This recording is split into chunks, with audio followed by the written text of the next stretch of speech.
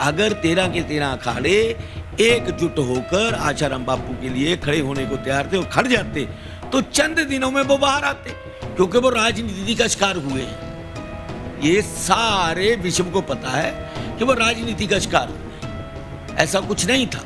वरना एक बात ध्यान रखे कि महाभारत का समय याद करें कि बड़े प्यार से कौरवों को समझाते रहे, लेकिन जब वो नहीं समझे तो हमारे बंसी बजाने वाले कृष्ण को सुदर्शन चक्र उठाना पड़ा था। हम उस राम और कृष्ण वंशीज हैं। भगवान कृष्ण ने कहा समय समय अनुसार धर्म में परिवर्तन, कभी शास्त्र से कभी शस्त्र से। तो हम किसी चीज को भूले नहीं। आने वाले समय में अगर शस्त्र की जरूरत पड़ी तो शस्त्र भी तैयार है, क्योंकि हमारा इतिहास रहा है कि जब महाराजा लोग लड़ाइयाँ हार जाते थे तो हमारे नागा सन्यासी लड़ाई जीत के देते थे। हमारे एक हाथ में माला तो दूसरे में भाला, ये शिक्षा हमें दी गई है। और हम लोगों के तो पिंडदान हो जाते हैं सन्यासियों के, जीते जी। मरने की चिंता उनको होती है, हम तो स्वयं मुर्दे होते हैं सन्यासी। और संत का मतलब ही होता है कि जो सारी समस्याओं का अंत कर दे, उसी को संत कहते हैं। स्वामी जी, के बिना किसी समस्या का अंत हो ही नहीं सकता। देखिए स्वामी जी, आप इतने बड़े बड़े अब कार्य करेंगे समाज में, जब आप लोगों की प्रॉब्लम ही हर लेंगे, फिर क्या आप उनसे, उनके प्रहारों से संत बच के रह सकते हैं? नहीं, देखिए प्रहारों से तो संत बच के नहीं रह सकता, परंतु संत जो है प्रहारों की चिंता नहीं करते, क्योंकि संत की दृष्टि में शरीर का महत्व नहीं होता। बॉलीवुड के एक कुख्यात सुशांत सिंह राजपूत, उनके साथ जो हुआ, लोगों ने मांग की सीबीआई की, आज दूध का दूध और पानी का पानी होने की कगार पे आ चुका है।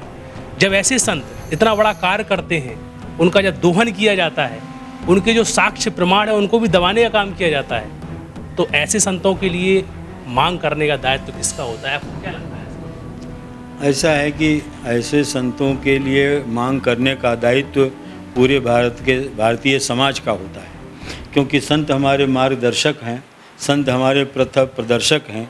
उनको प्रताड़ित किया जा रहा है, उनको दबाया जा रहा है, तो समाज को इसके लिए आगे आना चाहिए और संत समाज को भी इसके लिए आगे आना चाहिए। जिस तरीके से एक मुहिम चलाई है कि कई संतों को जेल में डालकर उनका दोहन करना, संत आसाराम जी आपू का प्रकरण ले लेते हैं। जो वेद पुराण सनातन धर्म का प्रचार करते हैं, उसको रावण बंद कर देता था, जेल में त्रसित करता था, भयभीत करता था, आतंकित करता था और उनकी बातों को बंद करवा देता था जो वेद पुराण की बात करता था। उसी प्रकार से आज भी वो हो रहा है। जो भी संत हैं, पथ प्रदर्शक हैं, धर्मांतरण के भी आप कह रहे हैं, बिहार में भी, छत्तीसगढ़ में भी ये आदिवासी क्षेत्र, वनवासी क्षेत्र हैं, जहाँ हम जाते हैं वहाँ भी धर्मांतरण हो रहा है। तो ऐसे काम के लिए जो आगे आते हैं उनको कानून के पंजे में फंसा करके कि ये ज़बरदस्ती धर्मांतरण करा रहे हैं, ये धर्मांतरण रोक रहे हैं, इस तरीके से इनको प्रताड़न किया जा रहा है, इनको प्रताड़ित किया जाता रहा है। अगर ये संगठित नहीं हुए और समाज संगठित नहीं हुआ, संत समाज संगठित नहीं हुआ, देश फिर विधर्मियों के हाथ में चला जाएगा और फिर वही हालत हो जाएगी और फिर हम गुलाम हो जाएंगे। बहुत कठिन परिस्थिति से देश गुजर रहा है। ऐसे में समाज, संत को भी और समाज के लोग को, देश के नागरिकों को भी संगठित होकर के अपनी आवाज़ निर्भीकता से बुलंद करना चाहिए और इसका एक जोरदार संगठन बनाना चाहिए और सत्यता का अनावरण करना चाहिए। ये लोग सत्य को ढक देने का काम करते हैं और संत जो है सत्य को उजागर करें।